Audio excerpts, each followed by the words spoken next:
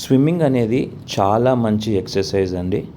ప్రత్యేకంగా మోకాలు నొప్పులతో బాధపడుతున్నటువంటి వారికి ఆక్వా థెరపీ ద్వారా చాలా అద్భుతమైనటువంటి రిజల్ట్స్ వస్తాయి.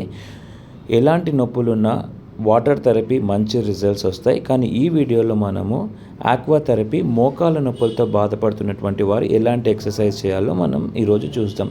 ఫస్ట్ థింగ్ ఏంటంటే వాటర్లో వాక్ చేయడం. ఈ విధంగా మనం వాక్ చేసినప్పుడు మోకాల మీద లోడ్ పడదు, మజిల్స్ రిలాక్స్డ్ అవుతూ ఉంటాయి. రెండవది వచ్చేసి flexion extension of the hip. ఈ విధంగా మనం నీళ్ళల్లో చేసినట్టయితే చాలా వరకు ఫ్రీగా మనం చేయగలుగుతాం. మూడవది కూర్చొని నీ ఎక్స్టెన్షన్ ఫ్లెక్షన్ ఇలా 2 కాళ్ళు మనం చేసుకోవచ్చు ఒకదాని తర్వాత ఒకటి. ఈ విధంగా చేసుకోవడం ద్వారా క్వాడ్రిసెప్స్ మజిల్స్ అనేవి స్ట్రెంగ్తన్ అవుతాయి.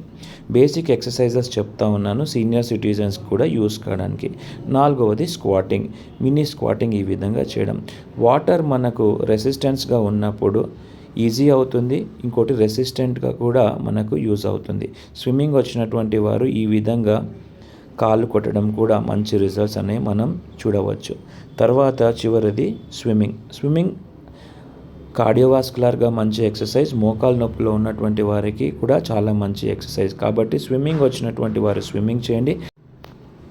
స్విమ్మింగ్ రానటువంటి వారు ఒక ట్రైన్డ్ ప్రొఫెషనల్ సహాయం తీసుకొని మీరు ఈ విధంగా ఎక్సర్సైజెస్ చేయొచ్చు.